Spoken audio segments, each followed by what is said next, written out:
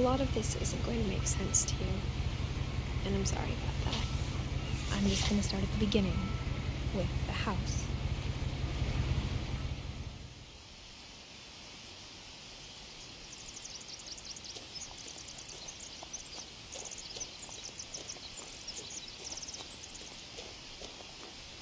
I lived here until I was 11, but I wasn't allowed inside half the rooms.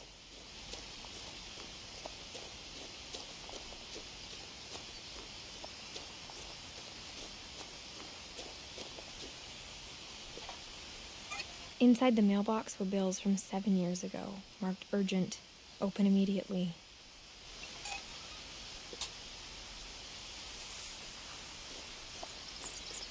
I hadn't been back since my brother Lewis's funeral.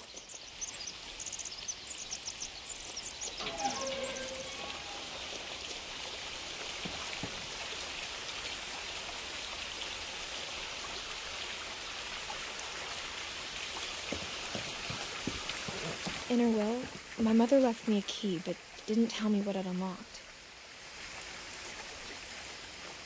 Maybe she thought I'd know, or she thought that the mystery would be enough to bring me back.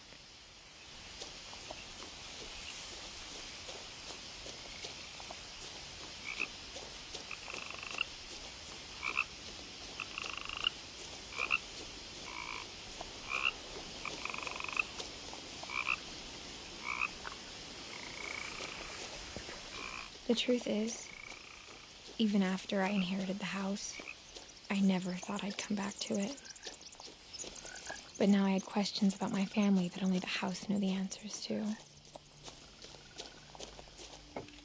The woods around the house have always been uncomfortably silent, as if they're about to say something but never do.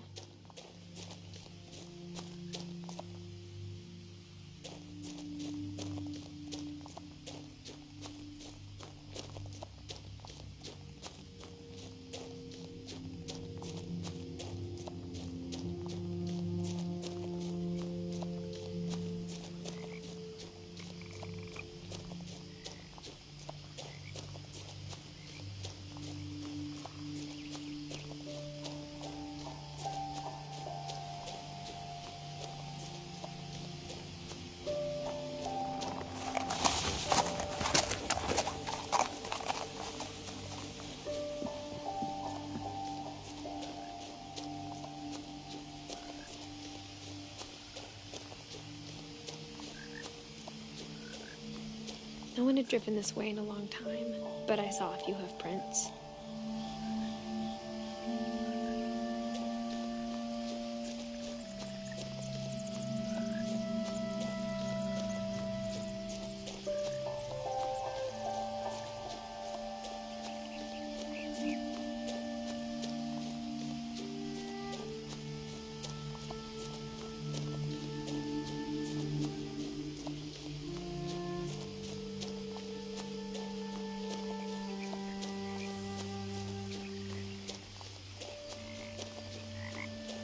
The house was exactly like I remembered it, the way I'd been dreaming about it.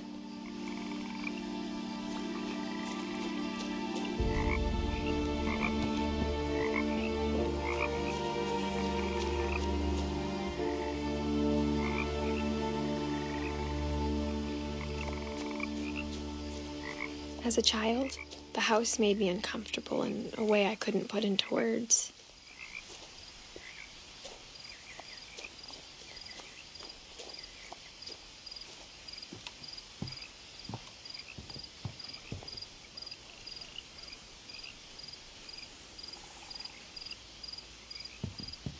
Now, as a 17-year-old, I knew exactly what those words were. I was afraid of the house.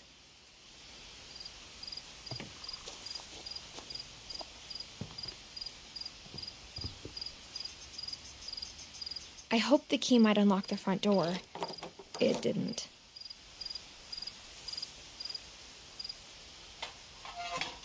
Looking in, I felt like the house itself had been waiting for me.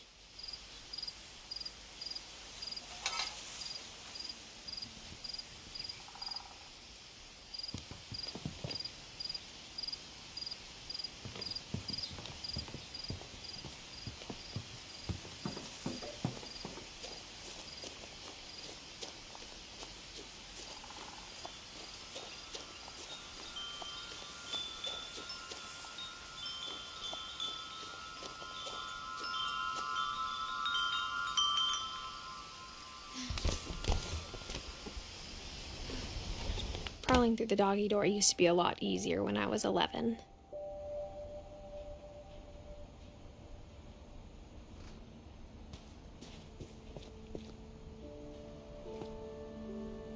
The power had been turned off the night we left.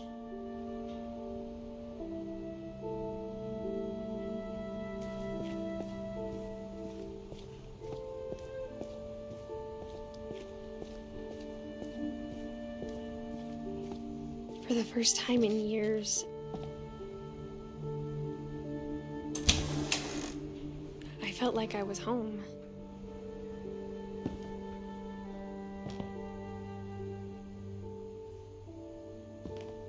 But instead of a family, there were just memories of one.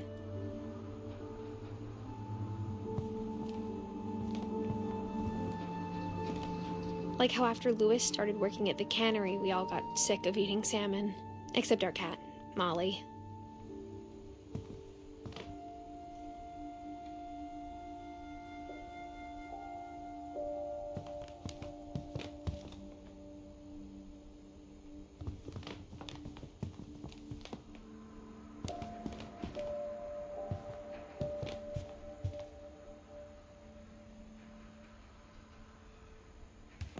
The table was still a wreck from the night we left.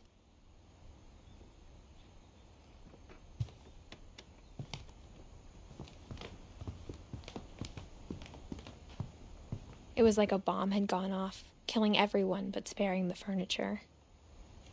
My mom was the only one of us who could imagine Great-Grandma Edie living in a nursing home.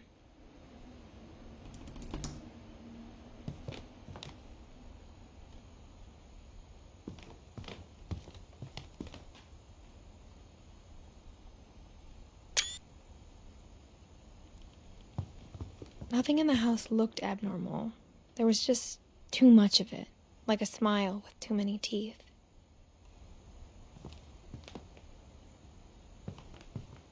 Even the fireplace had a story.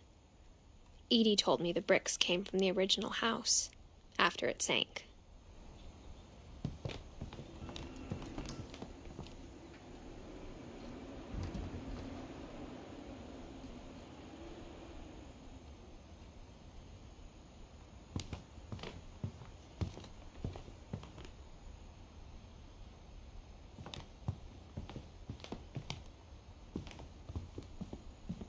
Mom always told me to stay out of the basement, so I wasn't too surprised when the key didn't fit.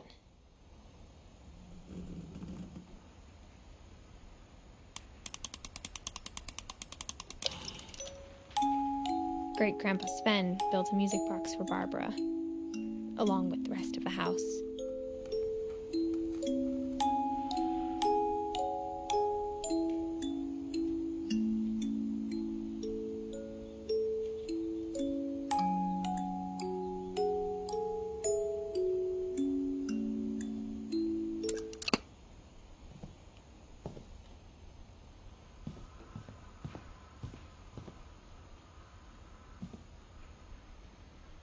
A lot of things got left behind in the whirlwind of that last night.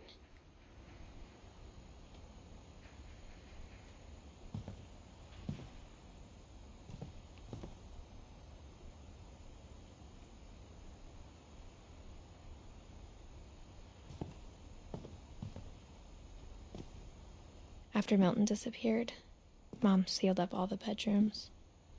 Then Edie retaliated and drilled peepholes.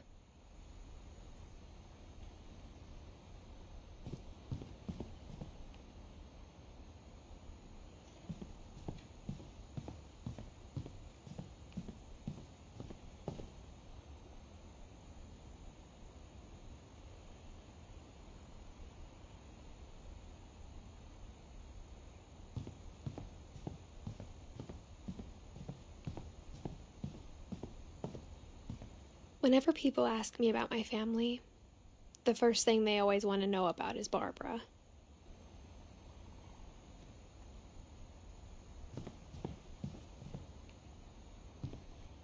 Edie's father, Odin, built the original house.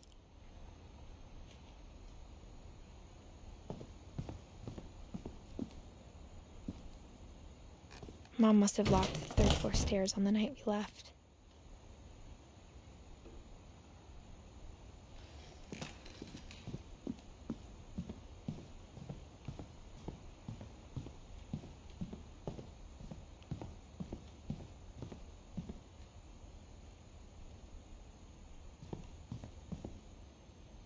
I spent a lot of time playing in Great Uncle Walter's room. I think my mom sometimes regretted not sealing it up.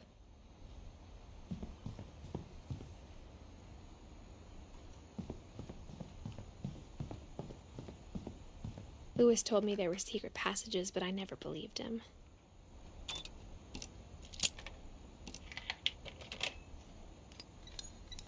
Turns out, my mom was really good at keeping secrets.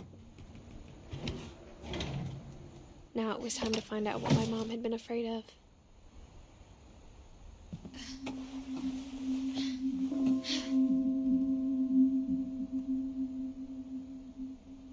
From the paintings on the wall, it was clear my brother Milton had been here before me.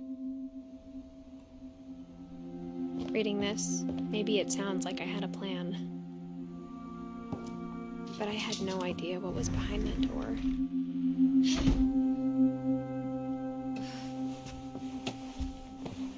Just like I had no idea where all this was gonna lead.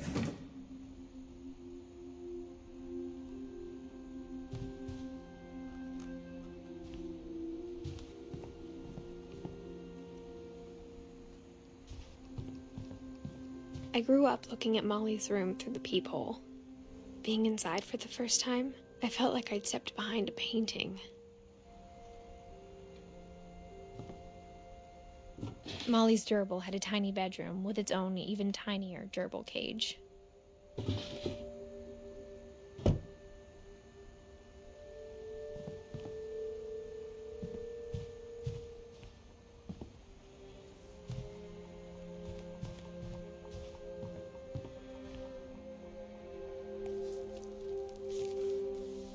December 13th, 1947.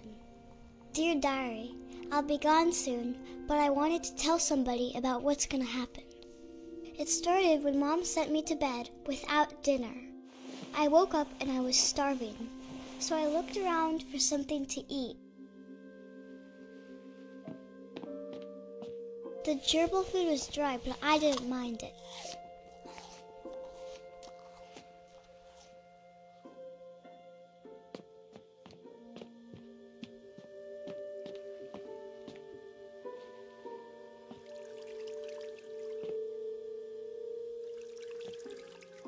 I thought about eating Christopher, but I held back.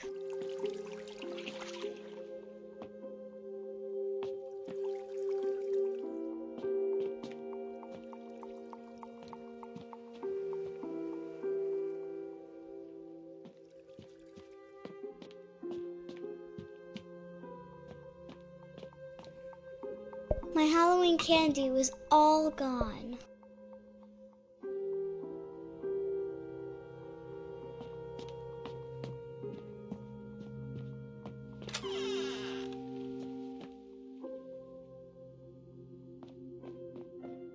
I kept eating and eating.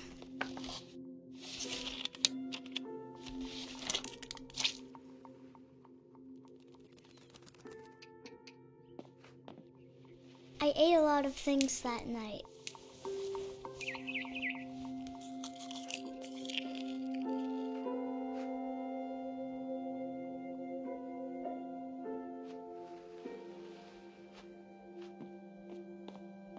Then I heard chirping outside my window. It was a barn swallow going back to her nest. I reached out for her.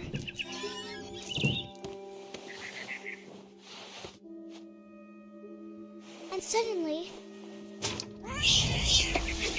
I was a cat.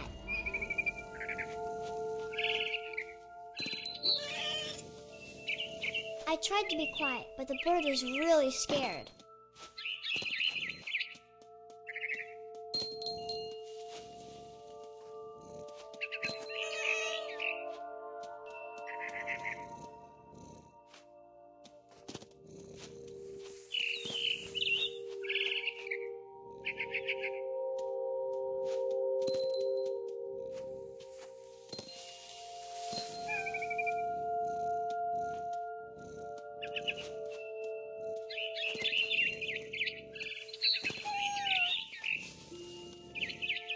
I jumped and I almost got her.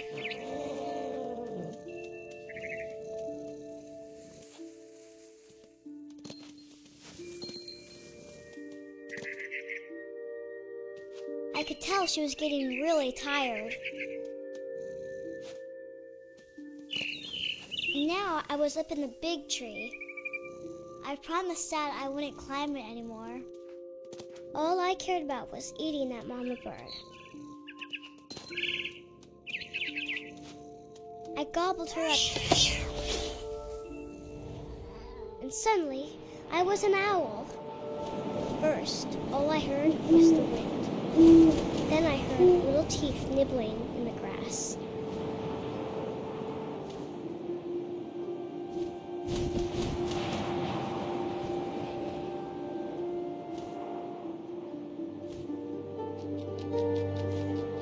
Rabbits.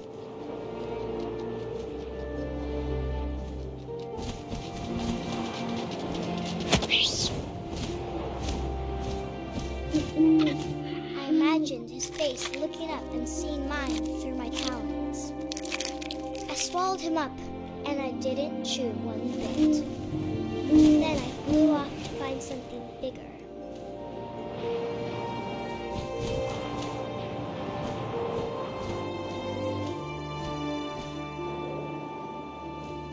A mama rabbit.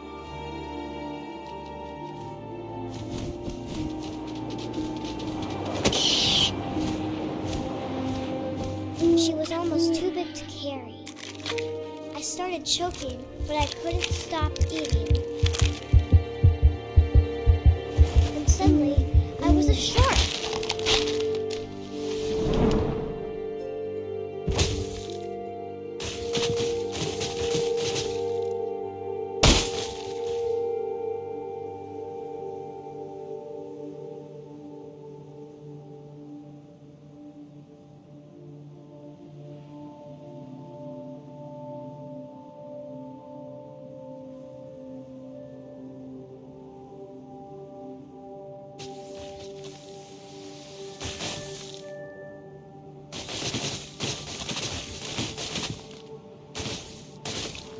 I rolled off a cliff and into the ocean. Now, I was hungrier than ever.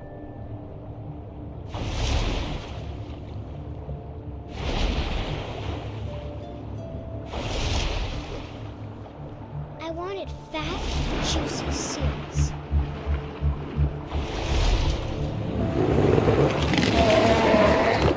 I tore off her flipper, and it tasted really good.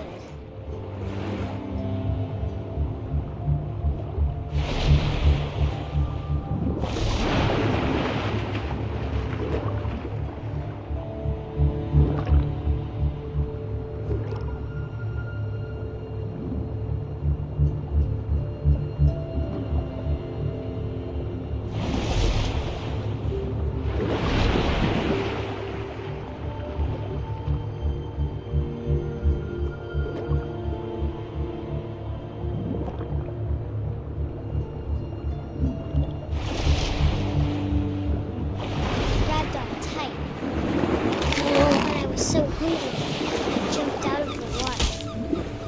When I opened my eyes, everything had changed.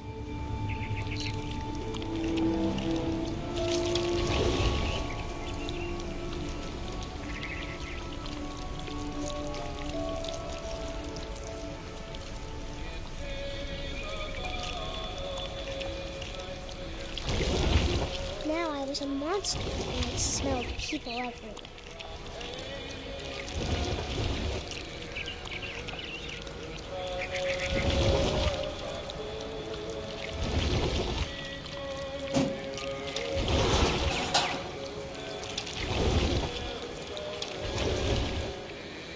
I was big, but I moved real quiet.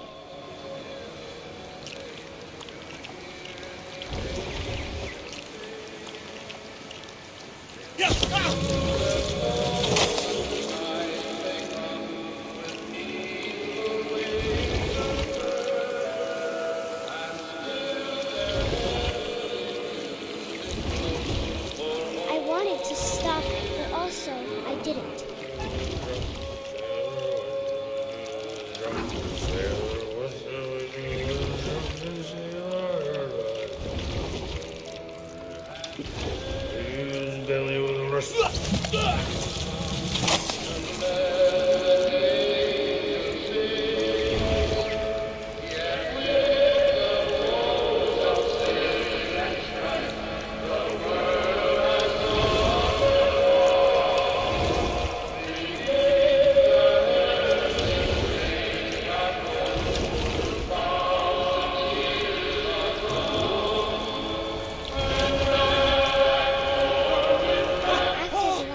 messenger. I was still hungry. And across the water, I smelled something new. Something I had to have, so I swam towards it.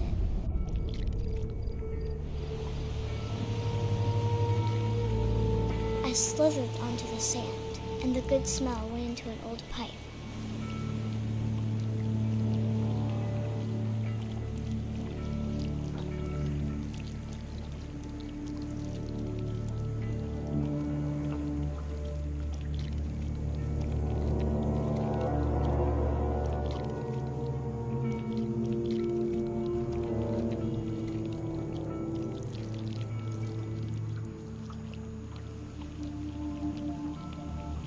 I got closer and closer.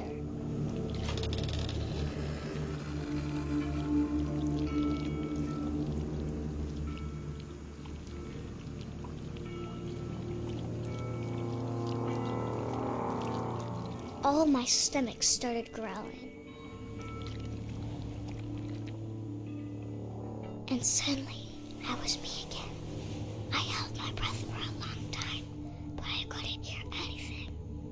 I think it's waiting for me to fall asleep.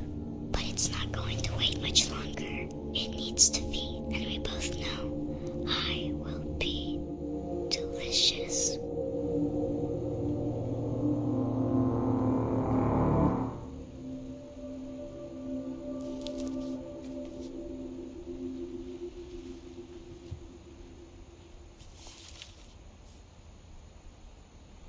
I'm not sure if I believed all of that, but I'm sure Edie would have.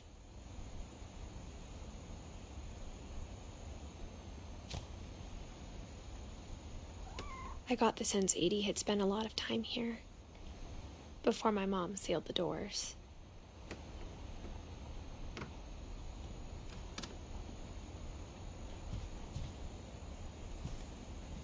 I can't describe it, but I felt like some part of Molly was still here.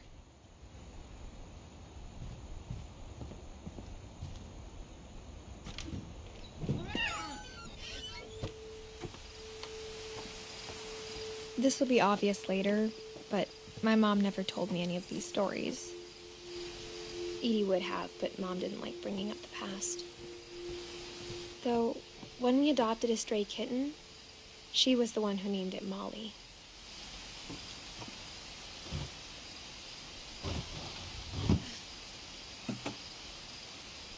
I spent a lot of time in Great-Grandma Edie's room.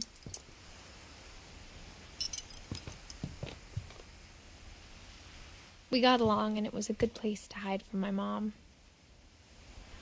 When Edie told people Sven was killed by a dragon, she could also have said he was building a dragon-shaped slide that collapsed. She could have, but she didn't.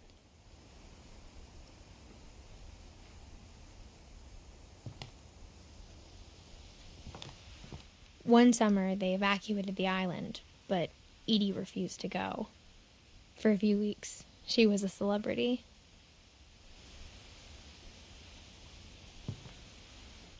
I hadn't thought of myself as Edith Jr. for a long, long time.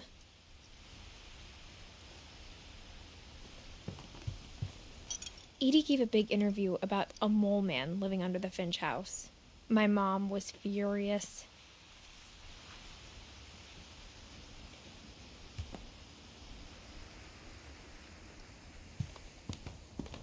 Even in her 90s, sometimes Edie seemed a lot younger than my mother.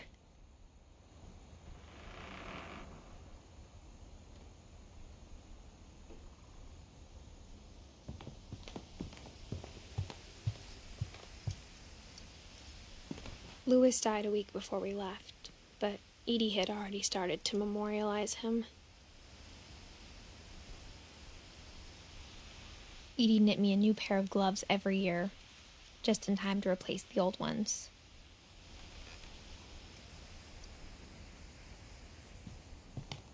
Her room was like a museum.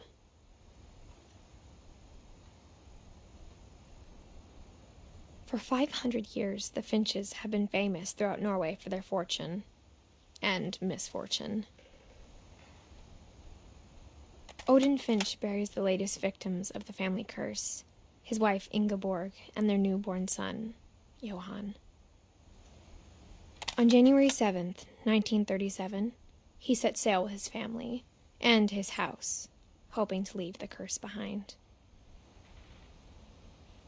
But 40-foot waves off the coast of Washington send the house and Odin to the bottom of the sea. Odin's daughter Edith, with husband Sven and baby Molly, step ashore on their new home, Orcas Island. Odin Finch is the first to be buried in the new family cemetery. His daughter Edie is already dreaming of a new Finch house.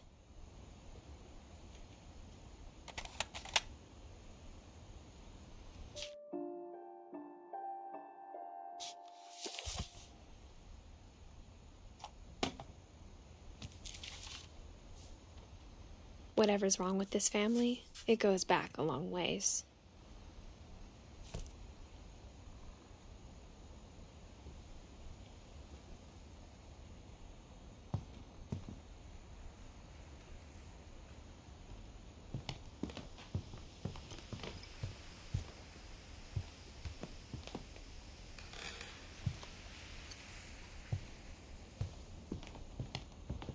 The only trace Grandpa Sam's first wife, Kay, left on the house was the pink bathroom. It was a pretty big trace.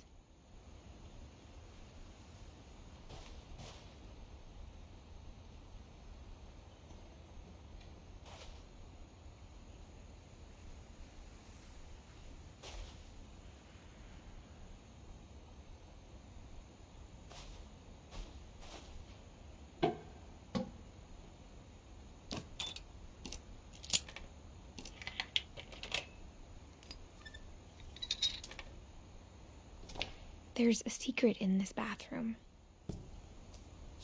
It's in the last place you would look. It isn't in the cupboard. It's hidden in this book.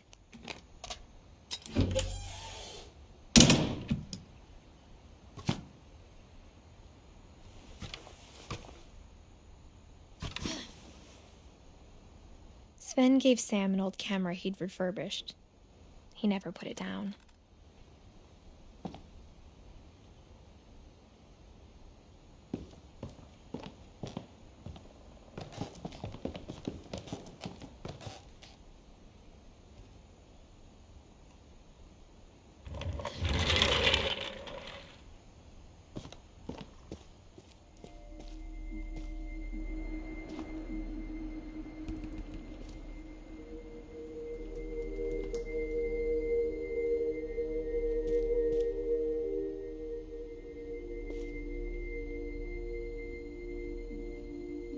I knew Grandpa Sam had a twin.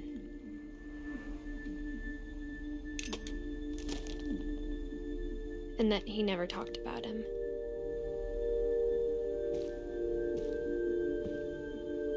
I guess my grandpa didn't like history any more than my mom did.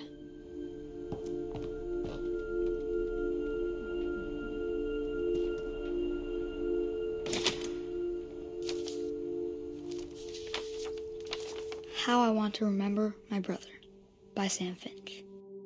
The thing I remember is that when he made up his mind, that was it. My brother said he'd die before he ate another mushroom, and he did. At Barbara's funeral, we swore he'd never be afraid again, and he wasn't. I think Calvin always wanted to fly. Sam! Calvin! Dinner's ready! Coming! But that day, he finally made up his mind to do it. I told him going around was impossible. Maybe if I hadn't said that,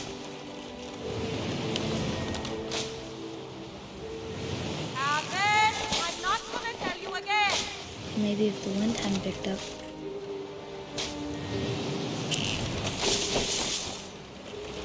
Then maybe he'd still be here. But I doubt it. I think he'd already made up his mind.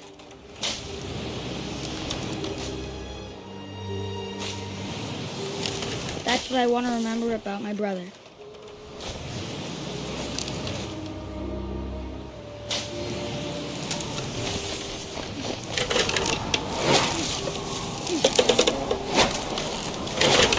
the day he made up his mind to fly.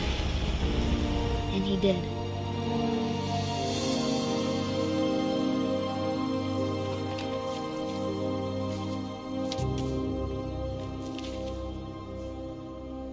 Calvin's story felt strangely familiar. When I was younger, I remember trying to do the exact same thing.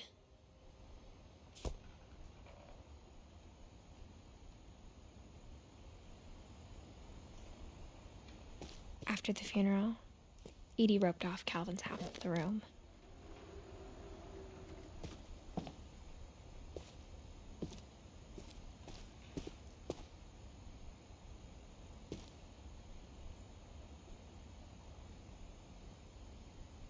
Mom said Grandpa Sam enlisted at 18 and never set foot in the room again.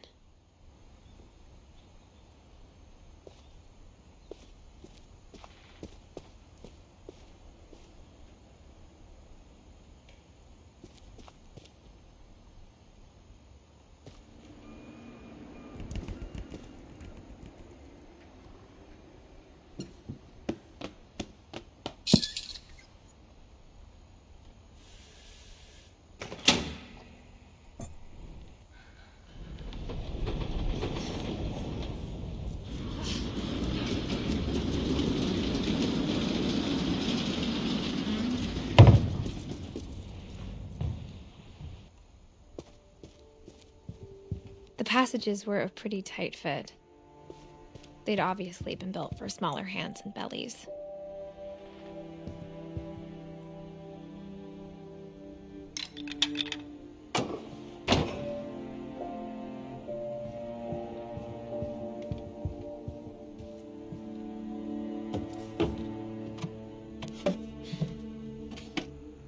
Growing up, I always thought of Barbara as a child star.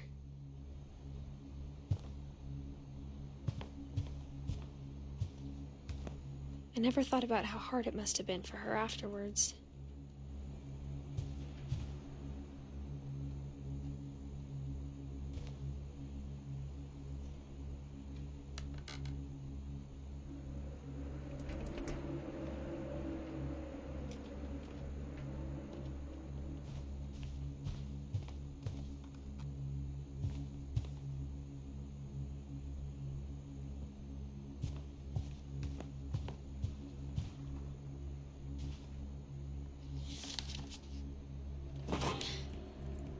Of all the stories people wrote about Barbara's death, I'm surprised Edie saved this one.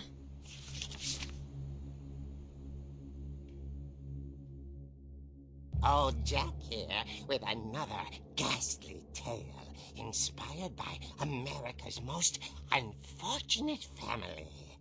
I'm calling it The Surprise Ending of Barbara Finch.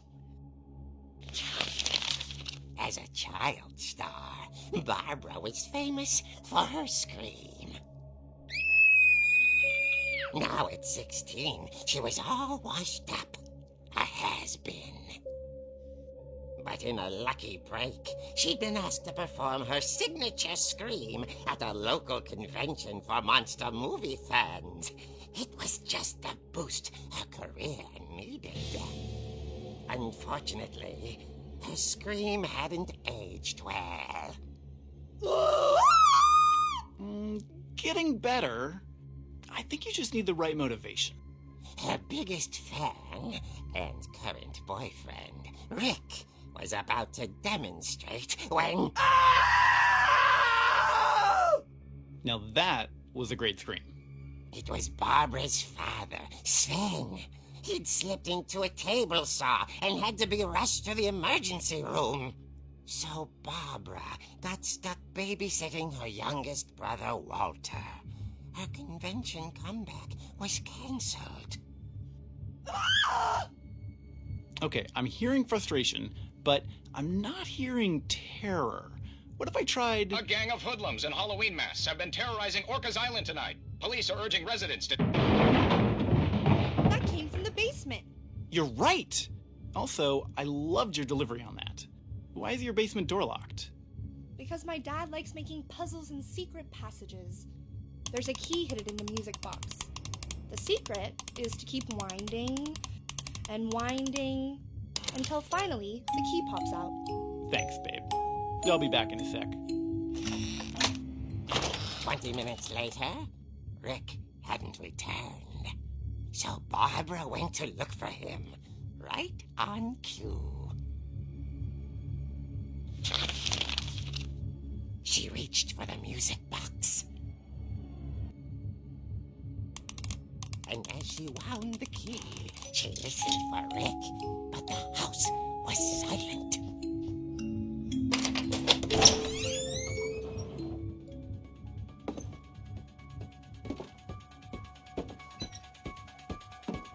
She found Rick's crutch and imagined the worst.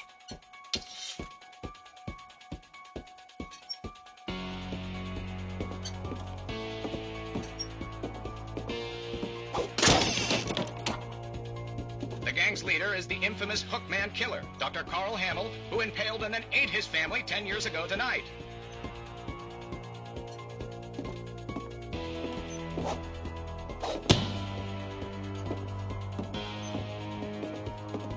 The old fridge rattled and grew still.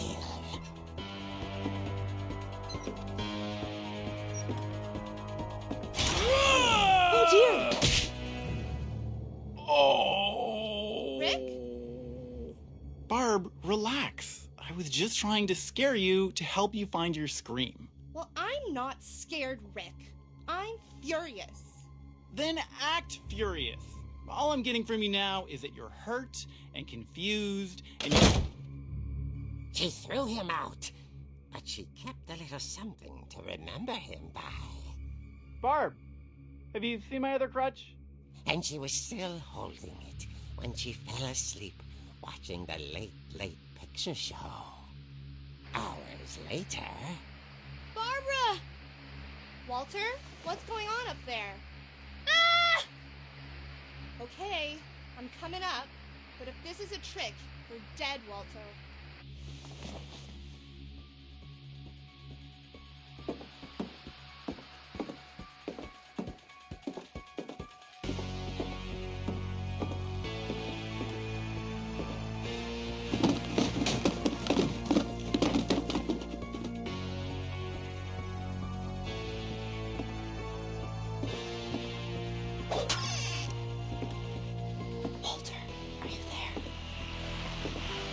Walter vanished, but his bedside radio was still on. Orcas Island police describe the man as 6 feet tall, with a steel hook for a hand. Residents are urged to lock all doors and windows and notify the police of any suspicious activity.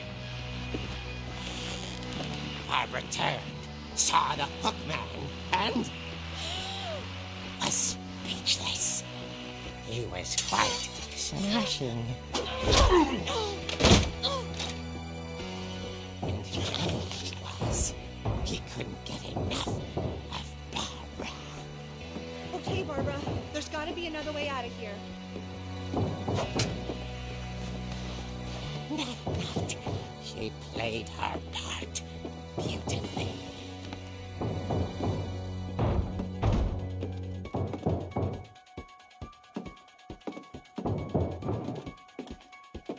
Molly's door hadn't been opened in years. The hinges groaned.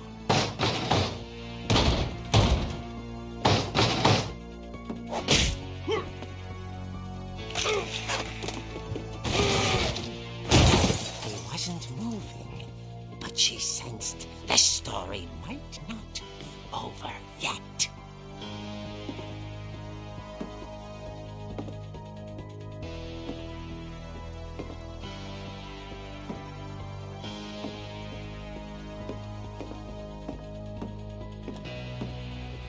The hookman had vanished.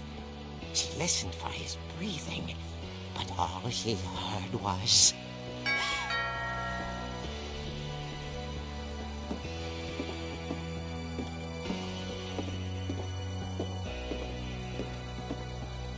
At the door, she heard whispering. It was coming from inside the house.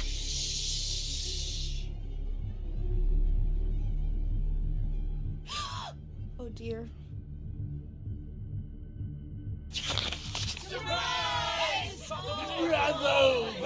You were wonderful. The monsters had come to surprise her. For Barbara, it was a dream come true. Then she saw what kind of monsters they were, and she realized what was about to happen. She was going to be famous. And with her final breath, Barbara Finch gave the performance of her life.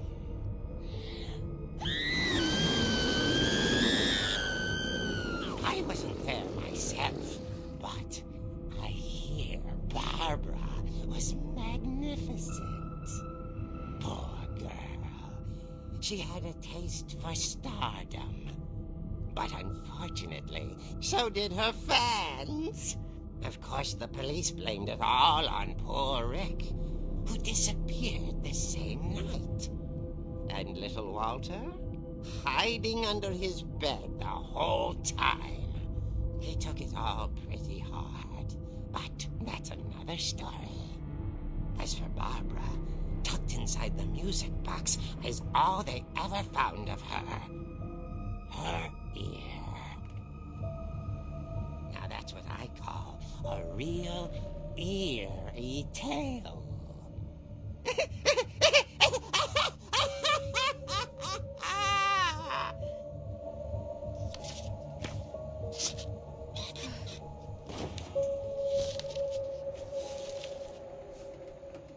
Edie told me all Barbara wanted was to be remembered, as absurd as that comic was. Maybe what Edie saw was a happy ending.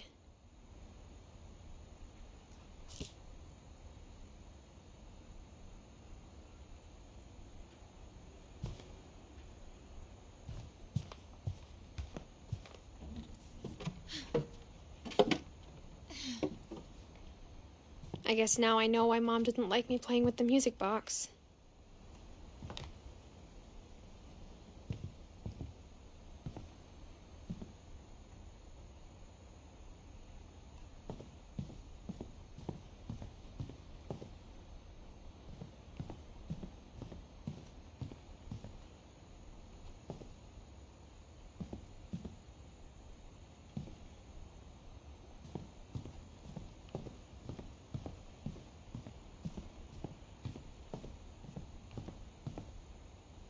It's funny.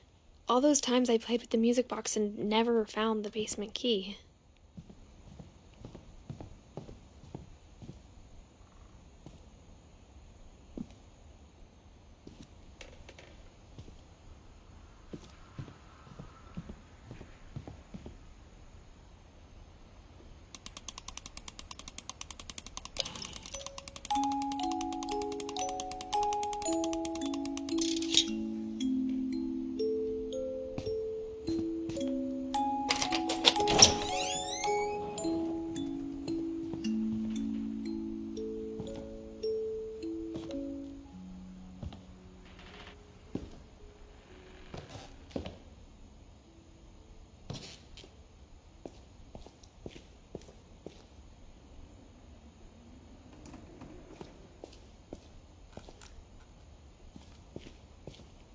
Mom said the basement was off limits, unless I wanted another tetanus shot.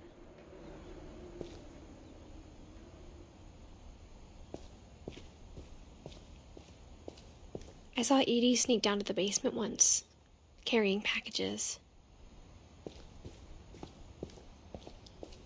I thought maybe she was hiding presents.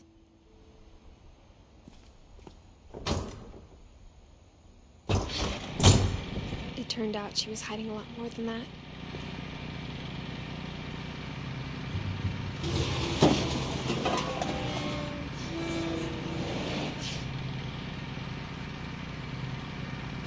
I remember asking Mom once about where Walter had gone.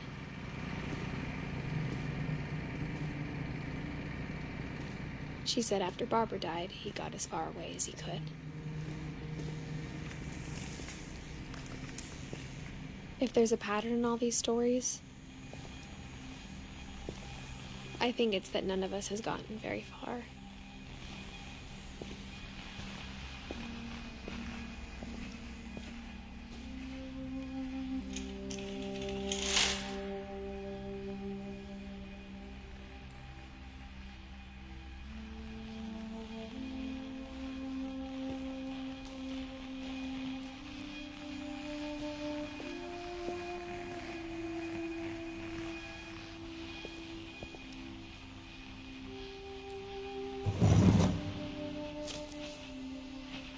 Goodbye, everyone. I can't believe I've been down here for 30 years. On that first day, after the shaking started, I didn't think I'd survive a week.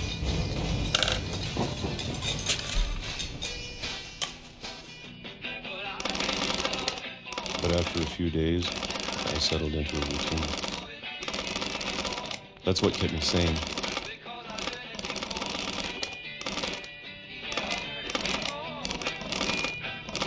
Having a schedule, living for today. I always expected to be dead tomorrow. But if you wait long enough, you get used to anything.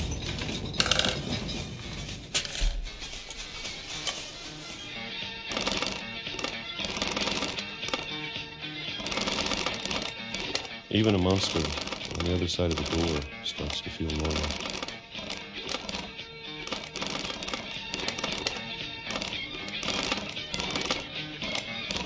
Almost friendly.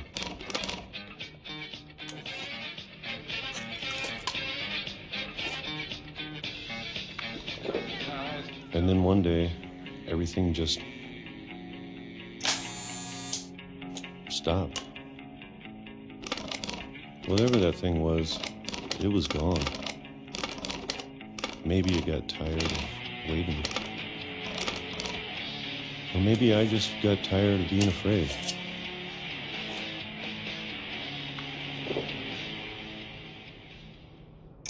It's been a week now, the longest in 30 years. I'm done waiting. I have to leave while I still can.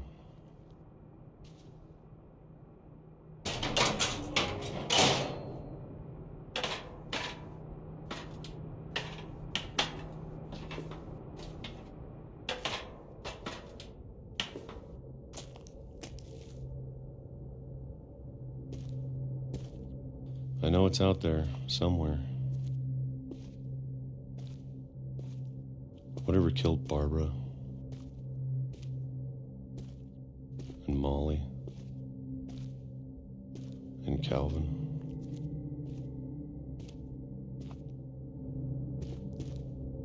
Maybe this is all a mistake. But I need to stop living the same day.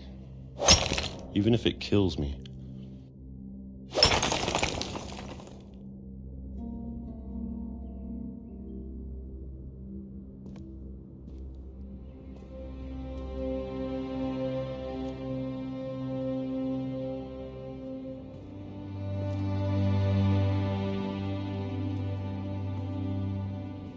Whatever's out there, I want you to know I'm ready for it.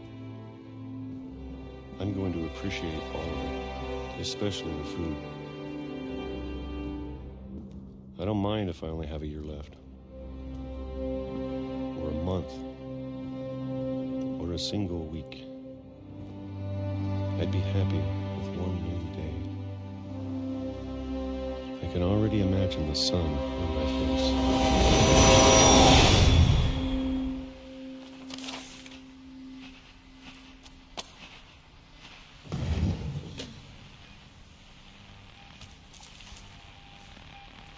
Walter died when I was 6. I can't believe my mom never told me he was down here.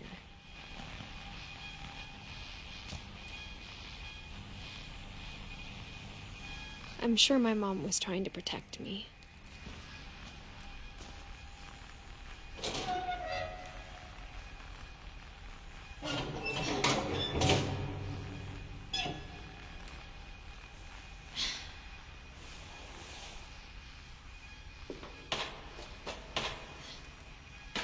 Maybe she was afraid I'd end up like Walter. But if she never told me about an uncle under the house, I can only imagine what else she was hiding. I don't want to make the same mistakes she made. Trying to bury something that's still alive.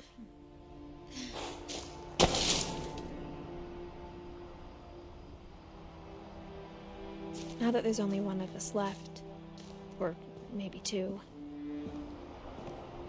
I thought it was time I heard the stories for myself and found out what happened to everyone else. But now I'm worried the stories themselves might be the problem. Maybe we believed so much in a family curse, we made it real.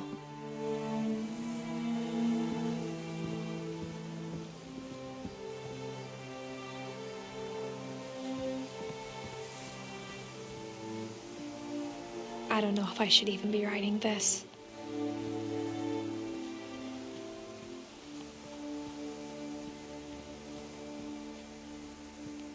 Maybe it'd be better if all this just died with me.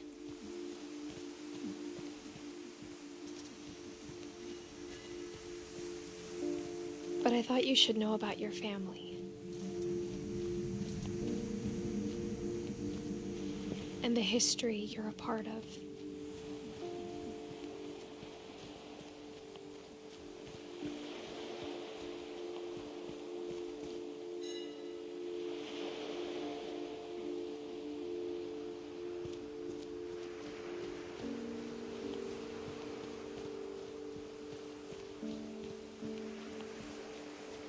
Though to be honest, I feel as lost as you probably do right now.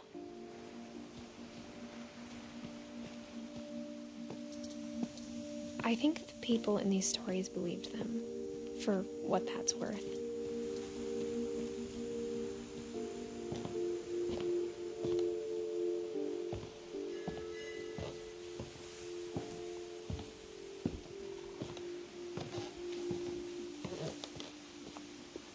And when you look at the house, that history of imagination and stubbornness and madness, any of it seems possible.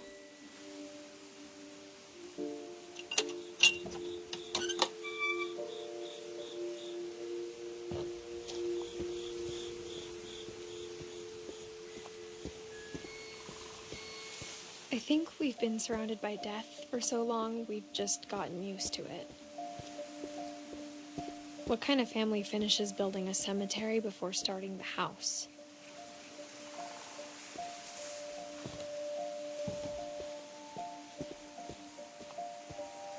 It's embarrassing for me to admit this, but the pet cemetery made me more uncomfortable than the human one. 3 of the gerbils are mine, and 2 had been my fault.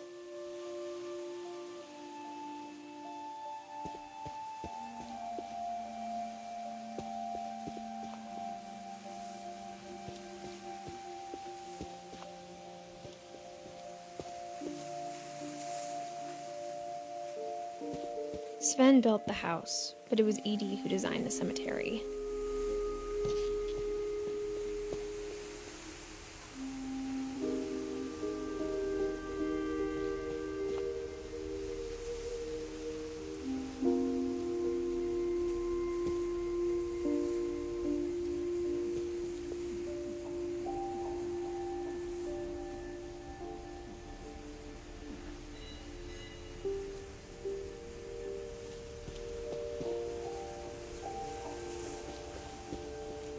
I'm sure Odin's monument had been Edie's idea. My mom was always trying to move on, but for Edie, the past never went away.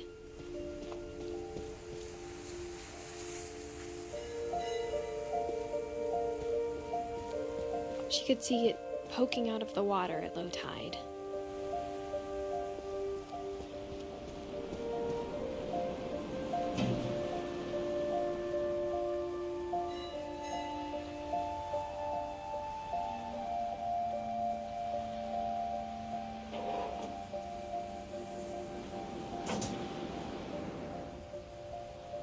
Edie said she dreamed about the old house every night.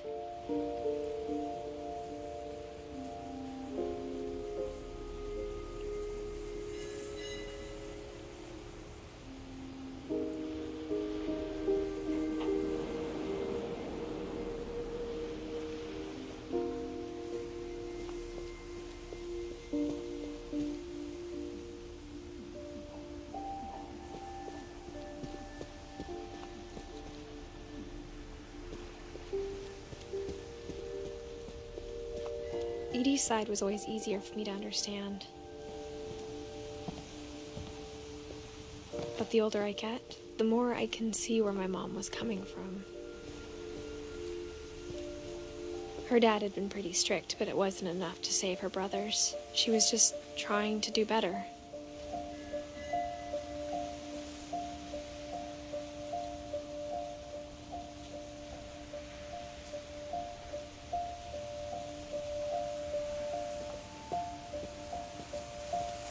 She lost 2 of her brothers, just like I did. I get why she tried so hard to protect us.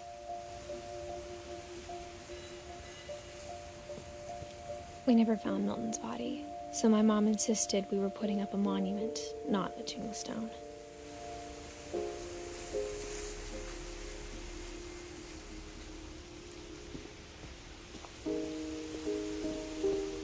There's so many things I wish I could ask my mom now. Part of me thinks this is what she wanted all along. For me to come back someday and find everything out for myself.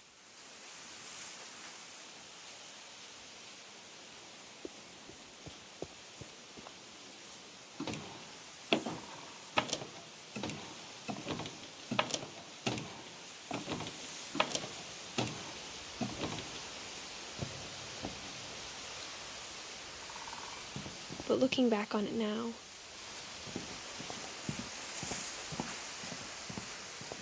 if she told me there was going to be so much climbing, I never would have come when I was 22 weeks pregnant.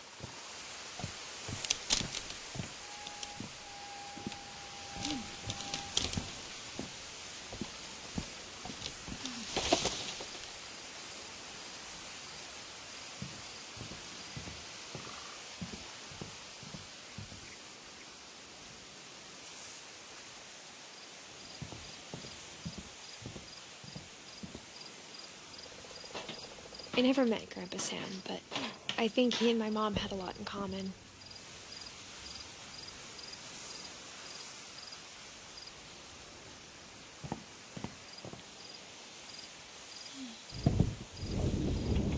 They were both pretty intense.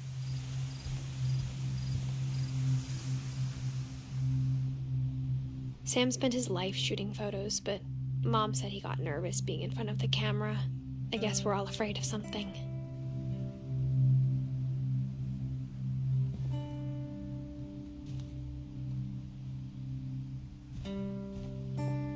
Instead of hiding from death, Sam seemed to go out of his way to meet it.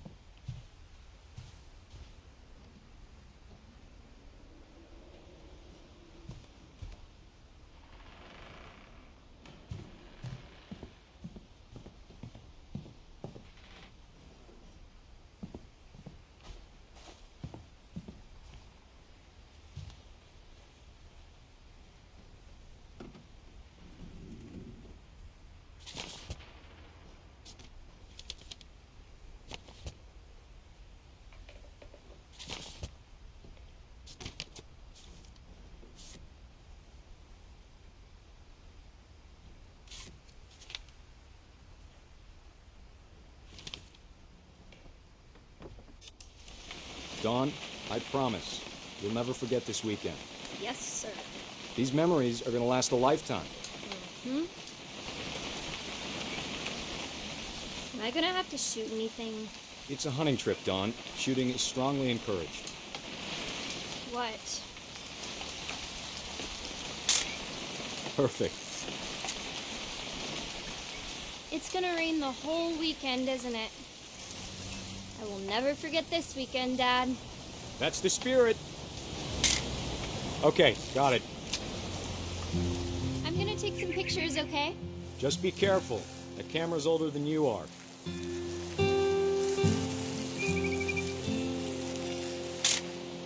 Aw. You're right, Dad. It's starting to clear up. Still freezing, though.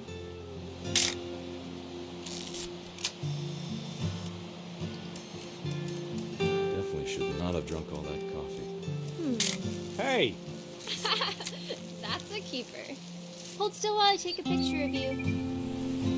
I'm just saying, I'm not always gonna be here, Dawn. You'll need to remember this stuff, if you want to survive.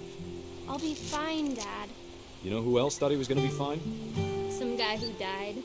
Dawn, I'm being serious. Dad! Good eyes, Dawn.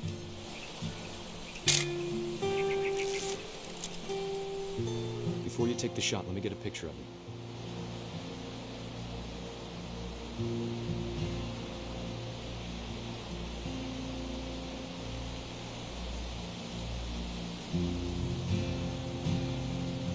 Dad, I... Let me get behind you. Do I have to do this? Dawn, you don't have to do anything. But if you want to survive, you'll need to be strong. Great shot, Dawn!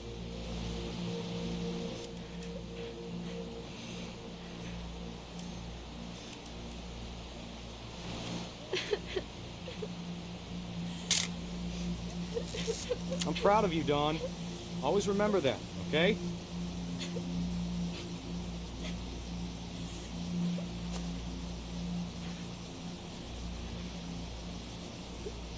Sorry, Dawn. Just gotta reset the timer.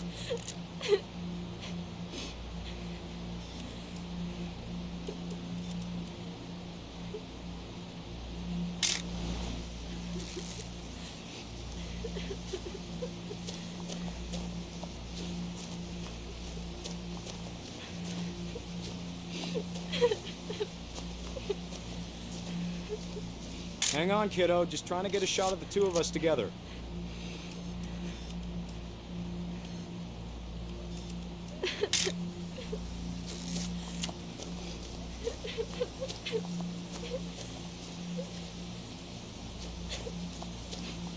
Dad, it's twitching. I think That's it's totally normal, Dawn. Just focus on the camera. Try not to think about... Dad!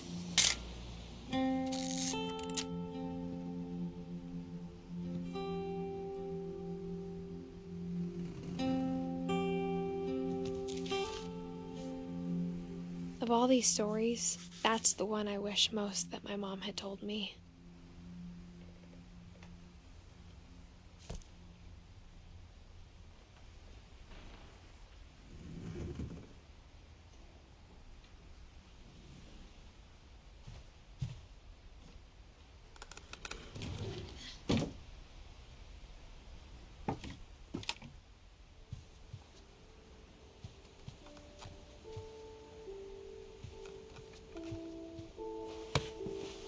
After Sam died, my mom and Edie got really close. They'd both lost a lot.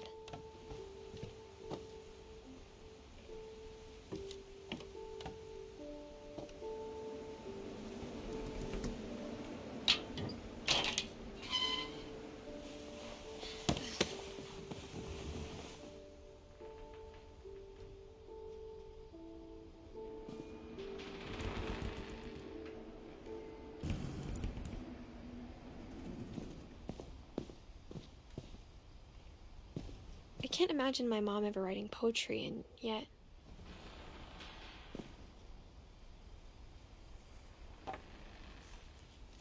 A poem for Gus, who always said the wedding was a bad idea.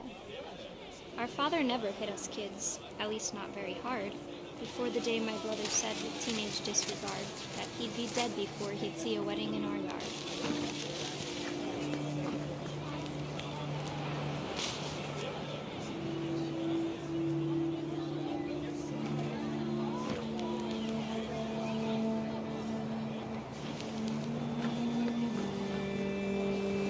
Father made him come, of course, but Gus stood far apart, just flew his kite and bottled up the storm inside his heart.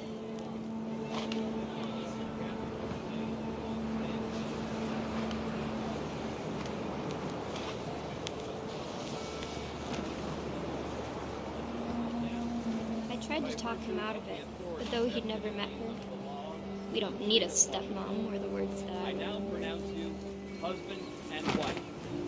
You may kiss the bride.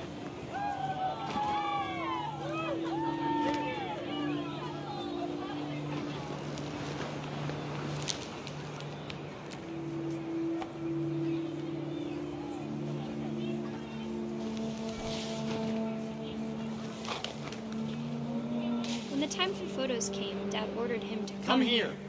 But Gus declined, and as a sign held up his middle finger.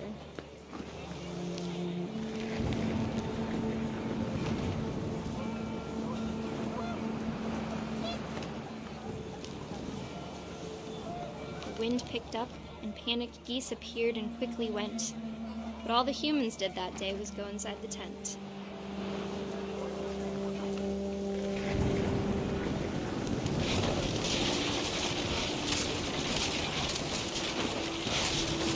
Rain came down in buckets then, but no one seemed afraid that nature might destroy the tent our dad had crudely made.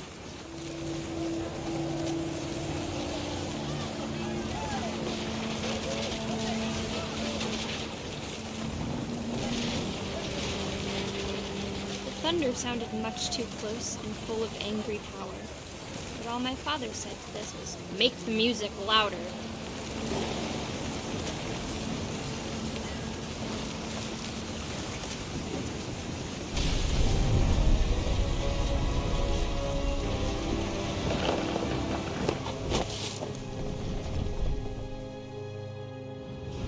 I wish that I could truly say I thought about you on that day. Out there on the beach alone, just you, the wind, the sea, and foam. But I didn't, until we found you.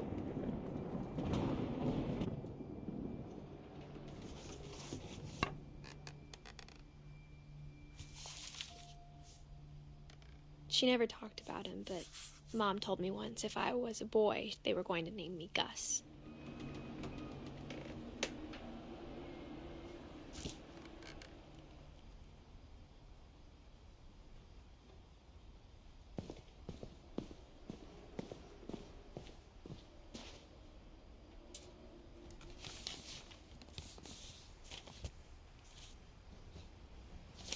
Dear Kay, do you remember the way Gregory used to laugh when he thought he was alone? Like something funny was happening, but only he could see it.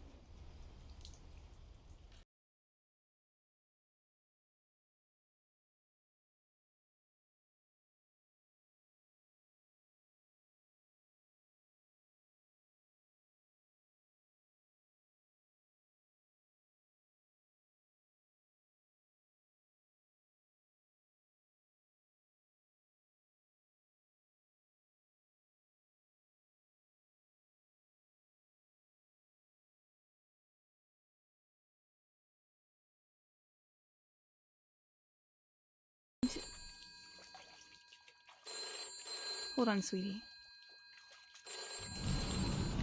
Hello? Sam, I told you I don't want to talk right now.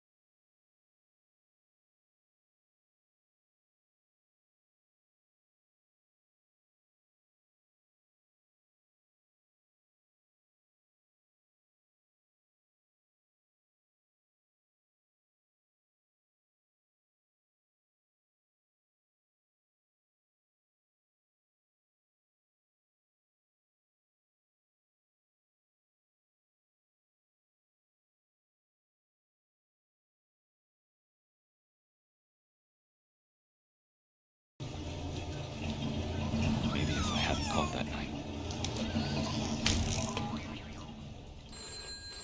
Damn it. Hold on, I don't want Gregory to hear this. I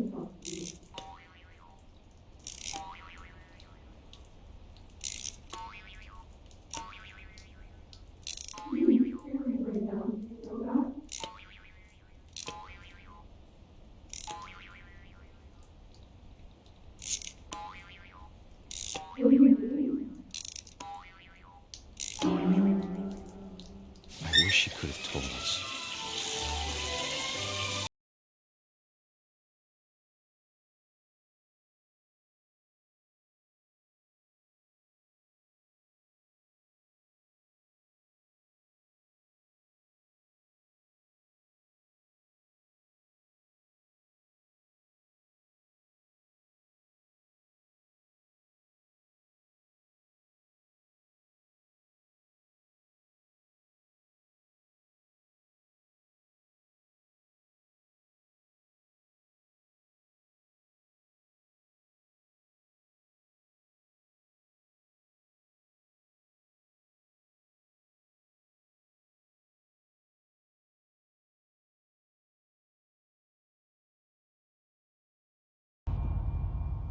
Good luck, Kay.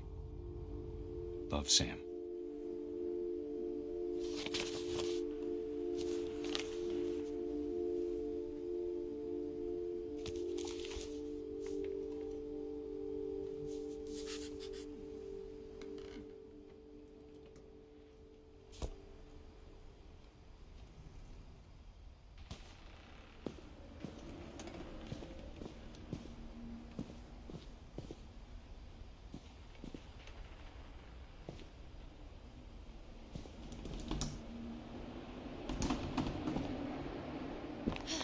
My mom moved up to the loft after her brothers died. At the time, it was as far away as she could get.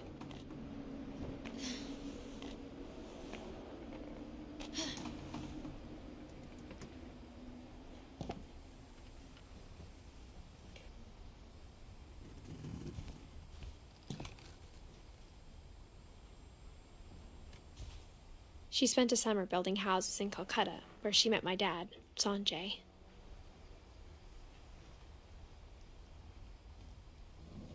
My mom moved to India a week after graduation and got a job teaching English.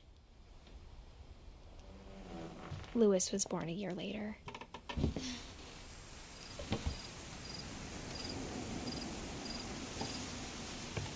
When my dad died, I don't think Mom knew where else to go. I'm sure Edie was happy to have her back.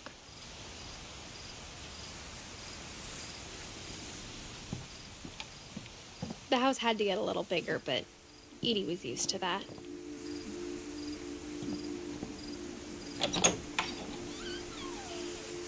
And for a while, things were good. Almost normal.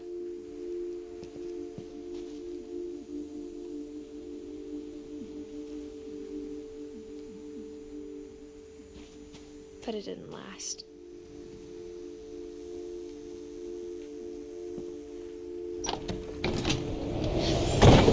The beginning of the end was Milton's 10th birthday, when Edie gave him a castle.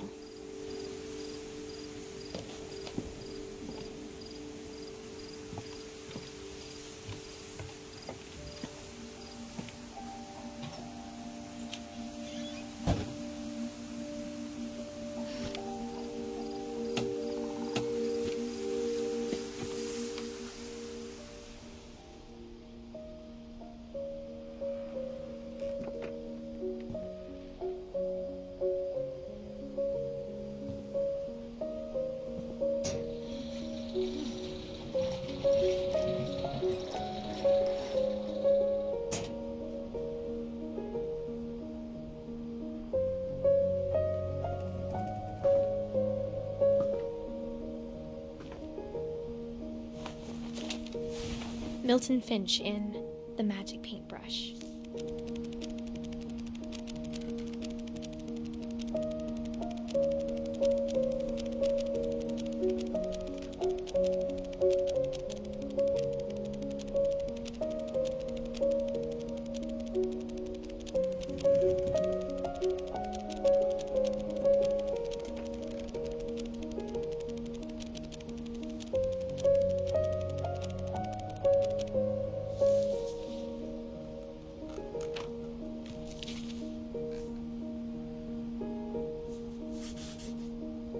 was 4 when Milton disappeared.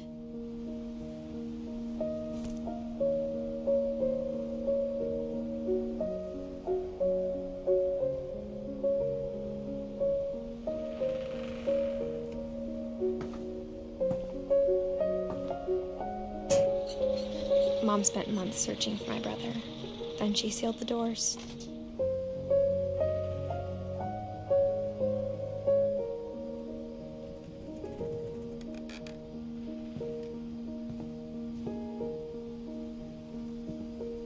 Whatever Milton had found in the house, Mom didn't want it getting out.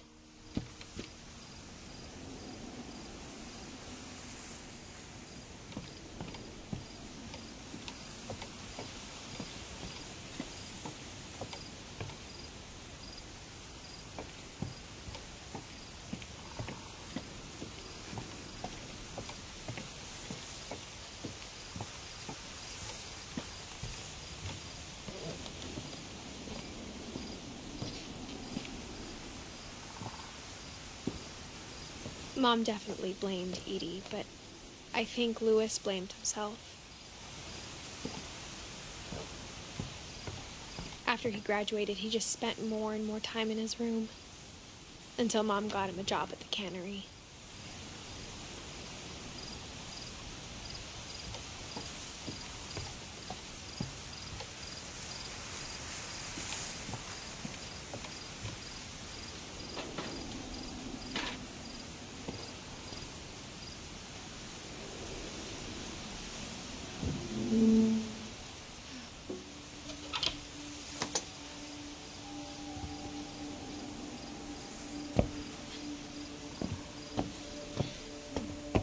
Louis's room smelled very, very familiar. That part of him lived on.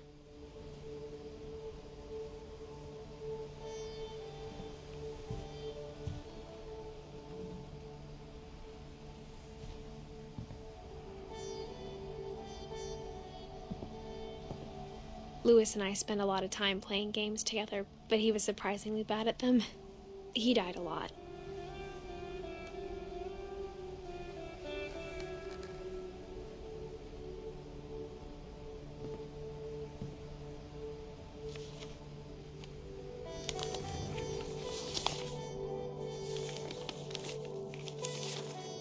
Dear Mrs. Finch, as Louis's psychiatrist, I can understand your desire for an explanation. As I see it, the trouble began in January, shortly after we convinced your son to seek treatment for substance abuse. Newly sober, I believe Louis first noticed the monotony of his daily life.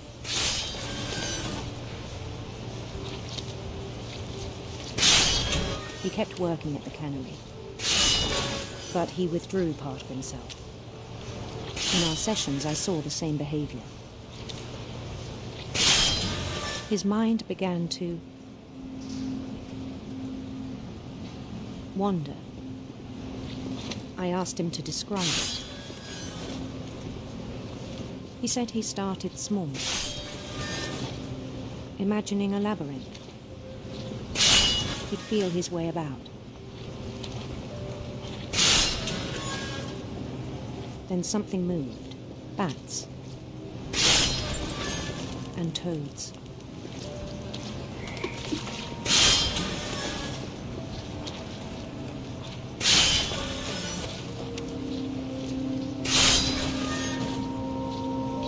And things that have not names. He knew it was all in his head.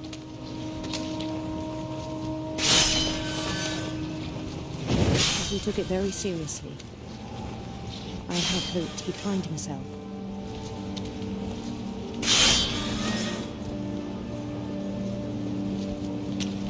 But he found something more.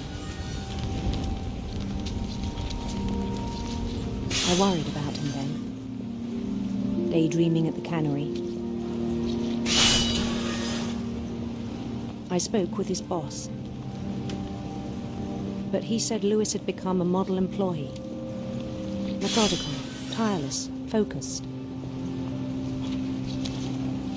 Like a whole new Louis. So I let him go on.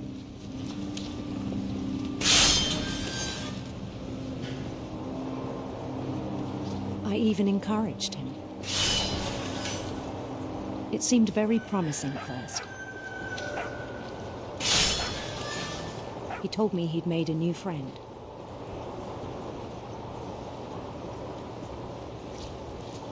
On the edge of a city named Louis Topia. He built the city up slowly, brick by brick. Then he made musicians.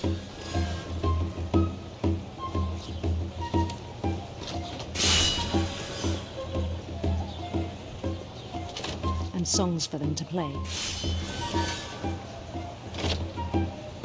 He talked about starting a band. And he was always humming something. Every day his imagination grew stronger. He no longer spoke at the cannery. But his chopping was as reliable as ever. Then one day it struck him that all the cheering crowds, even the stones under his feet, were all in his imagination, so he could do whatever he wished.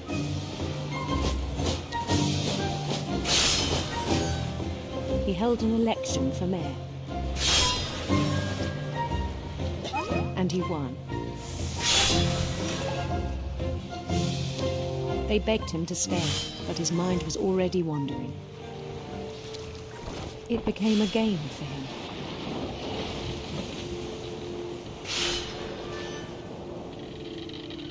He'd conquer a city, then immediately push on. New Louisville. St. Louis. He started drifting away from our reality.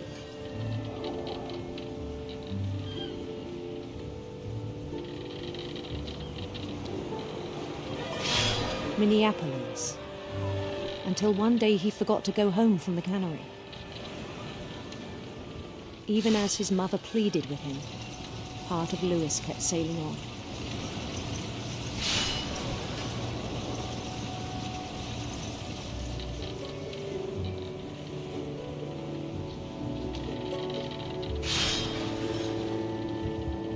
In Louisburg, he heard rumors of a handsome queen.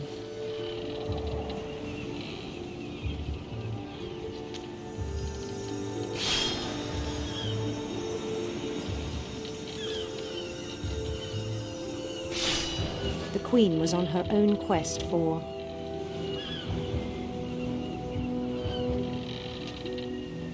radiant rainbows.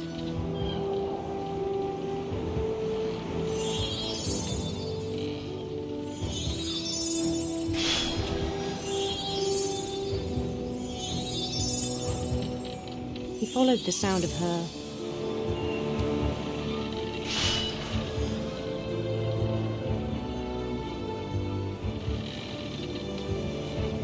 electric sitar.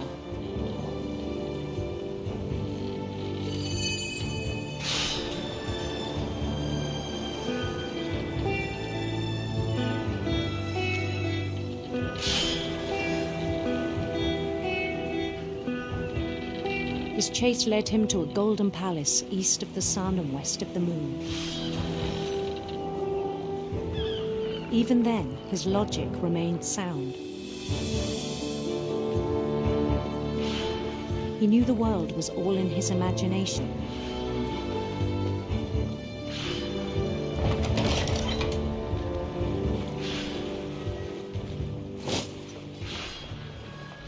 But he was so proud of having created it.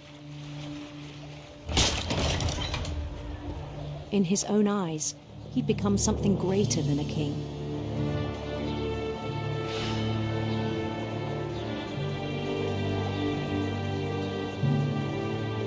For someone who'd never known success in the real world, I think it was overwhelming. And then it struck him that the real Louis was not the one chopping salmon, but the one climbing the steps of a golden palace,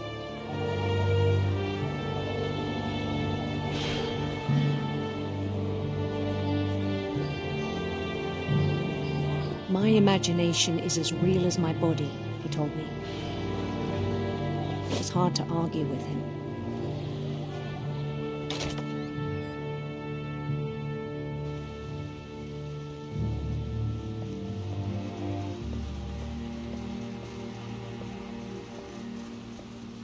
He began to forget the world we know.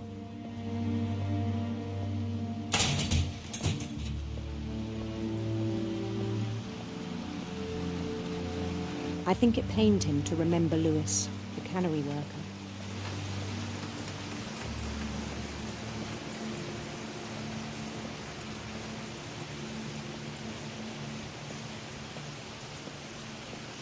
He began to despise the man with a royal contempt.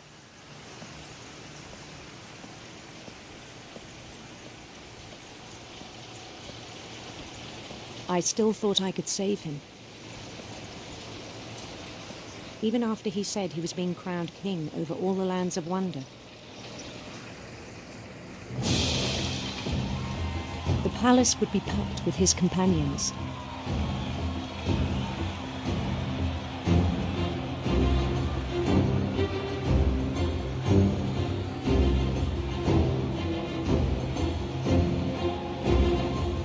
Including the wise Calico who'd insisted on inviting him.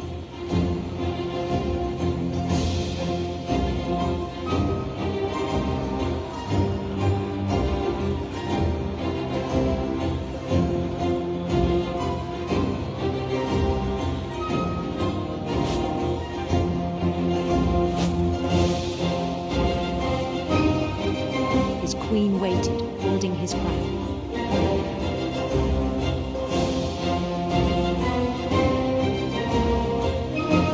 There was only one thing left to do.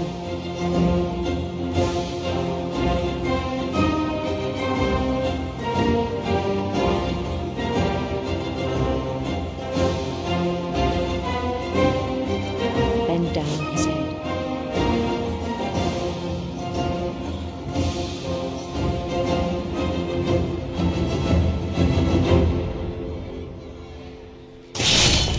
And the rest I think you know.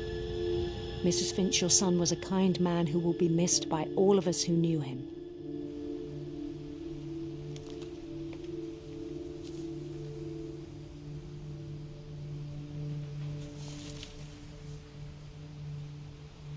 My brother was really cool. I wish you could have met him.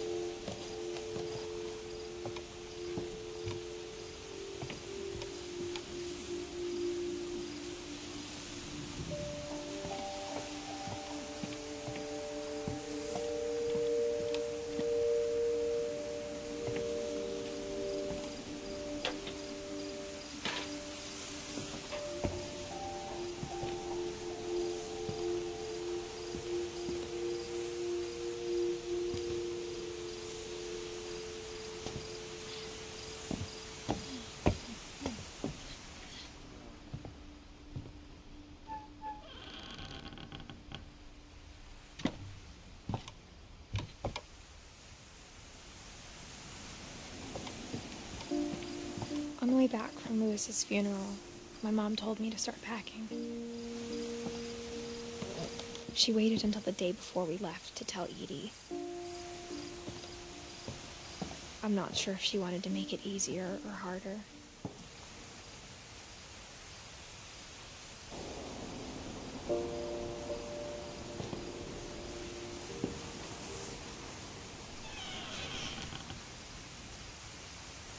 I wish we'd stayed. But I understand why we left.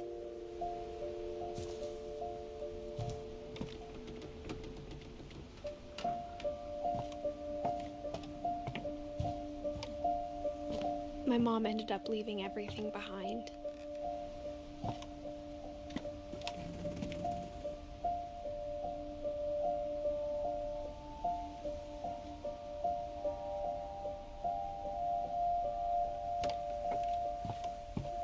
What happened that night had been coming for a long time. Maybe it should have come sooner.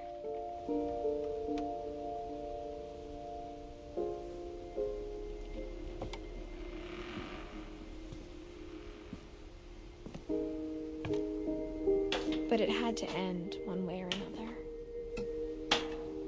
All that's left now is to tell you about that last night.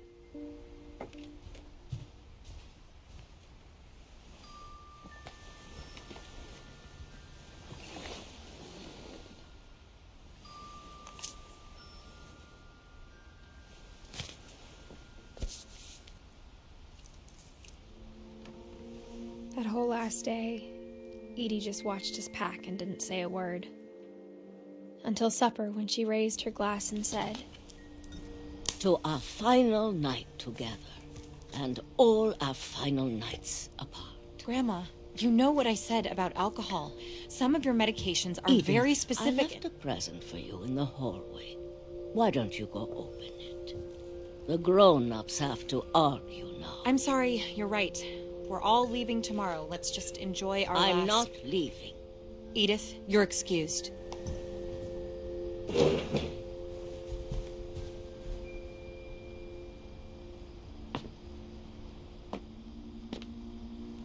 The power had been shut off that morning, but Edie always had plenty of candles. When my mom sealed the library, I don't think she knew about the other entrance. Or that Edie had a key to it.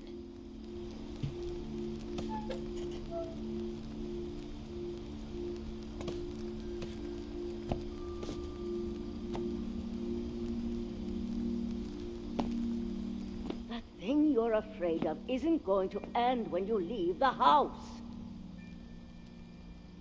Edith has a right to know these stories. My children are dead because of your stories. I think it's best if Edith and I leave tonight.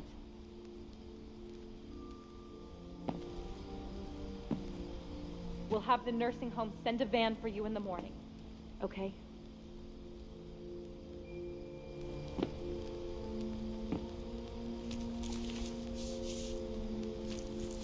Dear Edith, there's so many stories I wish I could tell you, but there's only time for one. This is about what happened on the night you were born. That night, the tide went way, way out. It was the first and last time I ever saw the old house aground. There'd been an earthquake out in the middle of the ocean. They called it the lowest tide in 1,000 years. God, it smelled awful. You know, I've seen that house every day of my life.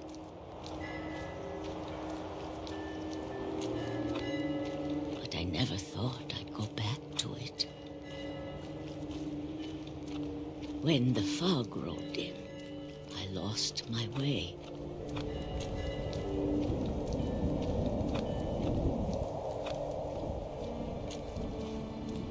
I got turned around.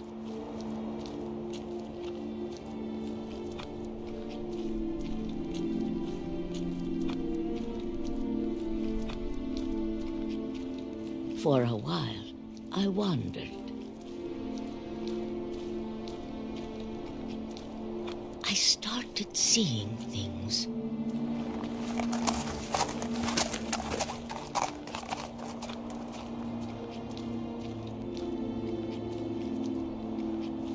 Things I'd forgotten had ever existed.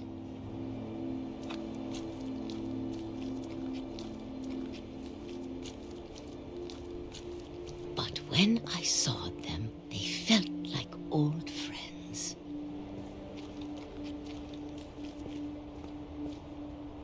That night, a lot of things came back to me.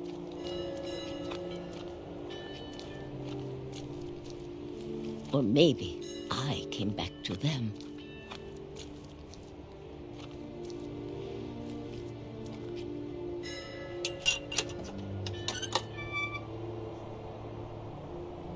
Things I can't explain, but that I need you to try and... Edith, what are you doing in here? It's mine. Edith! Mom, you're gonna rip it! Let go! I kicked and screamed, but Mom dragged me to the car.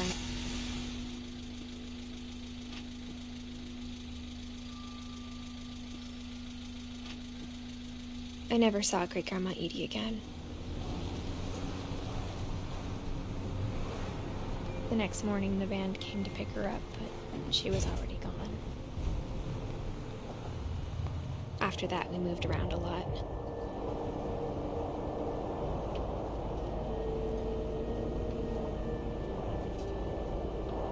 We both tried to make the best of it.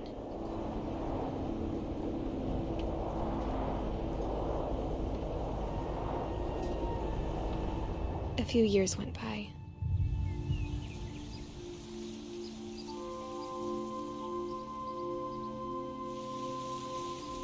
My mom didn't like to talk about it,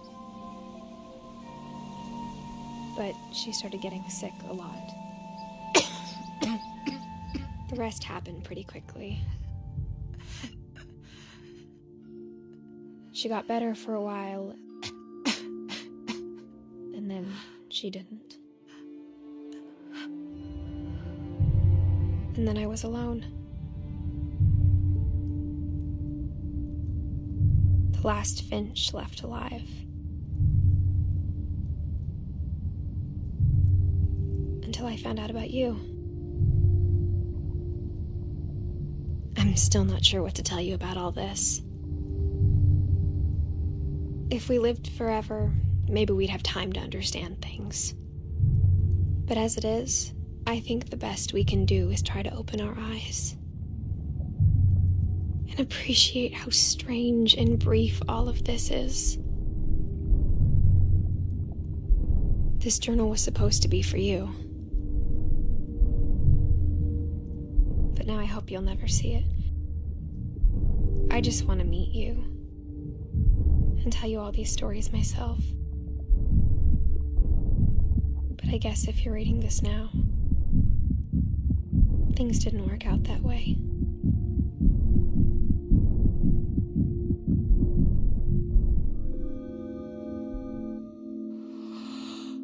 This is where your story begins. I'm sorry I won't be there to see it. It's a lot to ask, but I don't want you to be sad that I'm gone. I want you to be amazed that any of us ever had a chance to be here at all. Good luck.